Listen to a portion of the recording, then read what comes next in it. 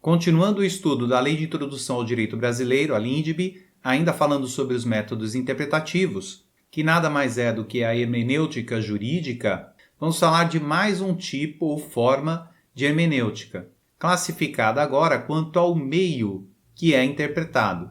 Lembrando mais uma vez que essa subdivisão ela é somente didática, pois as formas de interpretação elas são usadas de maneira integrativa e concomitante.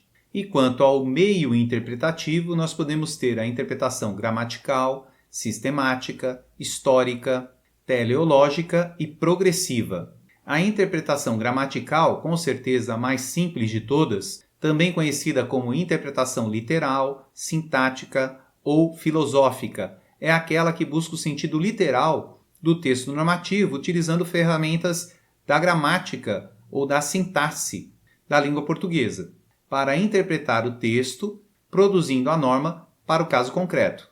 E aqui vale lembrar que fizemos estudos em relação à interpretação jurídica, que devem ser rememorados, e também fizemos estudos relacionados à interpretação no direito constitucional. No entanto, precisamos relembrar algumas coisas. Uma delas é que, em regra, o intérprete ele deve estar limitado ao sentido semântico do texto, pois, conforme já vimos em aulas anteriores, o texto legal ele é diferente da norma que é aplicada ao fato concreto, pois o texto legal ele passa por uma interpretação com base no fato concreto que gera a norma. E mesmo levando em consideração a metodologia tópica ou tópico-problema, que utiliza topóis ou soluções para a interpretação, levando em consideração todas as possibilidades possíveis como válidas para a aplicação da norma, bem como a metodologia concretista, também conhecida como hermenêutica concretizadora,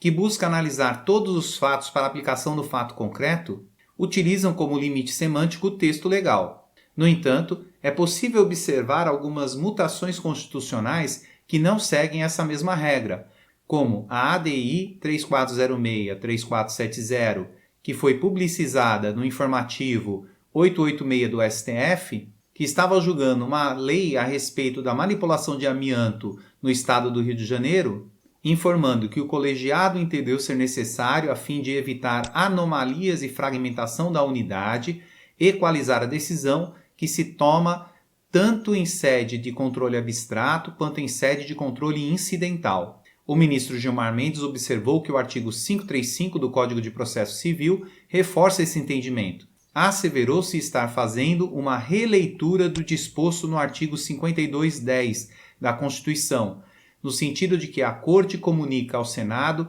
a decisão de declaração de inconstitucionalidade para que ele faça a publicação e intensifique a publicidade. E o artigo 52 diz que compete privativamente ao Senado Federal suspender a execução no todo ou em parte de lei declarada inconstitucional por decisão definitiva do Supremo Tribunal Federal. E como vimos no informativo, o STF interpretou esse artigo por meio de uma mutação constitucional, ultrapassando, portanto, o limite semântico do texto, pois o texto é claro em dizer que é privativa a competência do Senado para suspender a execução no todo ou em parte da lei. E, nesse caso, o próprio STF suspendeu a execução da lei, intimando o Senado a somente publicizá-la. Outra forma de interpretação quanto ao meio é a interpretação sistemática, também conhecida como interpretação lógica ou sistêmica. É aquela em que o intérprete faz uma análise do texto jurídico dentro do próprio sistema, ou dentro do eco ou microsistema judicial, inibindo assim ou não admitindo contradições ou paradoxos dentro da própria lei. E aqui é importante salientar que caso haja uma antinomia ou um confronto entre a interpretação gramatical e a interpretação sistemática, prevalecerá a interpretação sistemática, pois ela mantém a coesão de todo o sistema jurídico. Continuando, temos ainda a interpretação histórica, também conhecida como interpretação temporal. Ela faz uma análise normativa da regulação pretérita do texto que estamos interpretando, buscando, obviamente, o sentido da lei dentro da própria lei e dentro da história. Um exemplo disso podemos citar os anteprojetos ou os projetos de lei e todos os documentos a ele associados.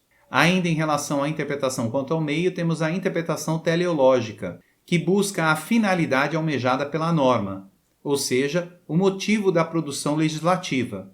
Embora seja muito similar à interpretação histórica, por buscar também elementos históricos, nesse caso, o intérprete busca elementos não normativos, como elementos históricos, buscando a realidade sociológica na criação legislativa ou no momento da criação da lei, ainda com elementos sistemáticos, interpretando a lei e relacionando-a com outras leis do próprio sistema ou fora do sistema, buscando ainda elementos do direito comparado, interpretando a lei em relação às leis internacionais, ou ainda busca outros elementos, sejam eles jurídicos ou extrajurídicos. E aqui podemos citar, por exemplo, a busca da medicina em relação ao artigo 2 do Código Civil, que determina o momento do nascimento com vida.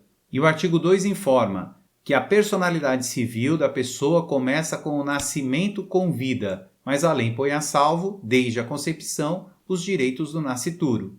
Ora, a lei não informa especificamente o que é nascimento com vida. Daí o direito vai buscar essa informação na medicina, que diz que o nascimento com vida se dá quando existe a troca gasosa dentro do pulmão do nascituro. E isso é verificado por meio do teste hidrostático, onde você mergulha um pedaço do pulmão do nascituro dentro de um elemento aquoso, provando assim que ele respirou ou não. E como veremos mais adiante no direito de família, isso é muito relevante, principalmente em relação ao inventário. Por fim, temos a interpretação progressiva, também conhecida como interpretação evolutiva ou adaptativa. É aquela que acompanha a evolução social em relação à interpretação jurídica do texto normativo. Dessa forma, ela adapta a lei às necessidades e concepções do presente, conforme podemos observar no artigo 233 do Código Penal, que incrimina o ato obsceno. E esse artigo diz que praticar ato obsceno em lugar público ou aberto ou exposto ao público, detenção de 3 meses a 1 ano ou multa. Observe que o texto normativo não explica o que é especificamente um ato obsceno. Daí o intérprete precisará se valer dos vários instrumentos interpretativos para identificar qual seja o ato obsceno. E nesse caso, podemos exemplificar com um beijo lascivo. Antigamente, um beijo lascivo na rua era analisado pelo juiz como ato obsceno. Atualmente, diante das evoluções que tivemos e da permissividade social, um beijo lascivo já não é mais considerado um ato obsceno. E esse tipo de aplicação é realizado por meio da interpretação progressiva, que adaptou o texto normativo à realidade fática social. Assim, concluímos a hermenêutica jurídica de forma mais genérica, lembrando que o estudo da hermenêutica ele é específico em determinadas áreas, como, por exemplo, o direito penal, por força da sua especificidade.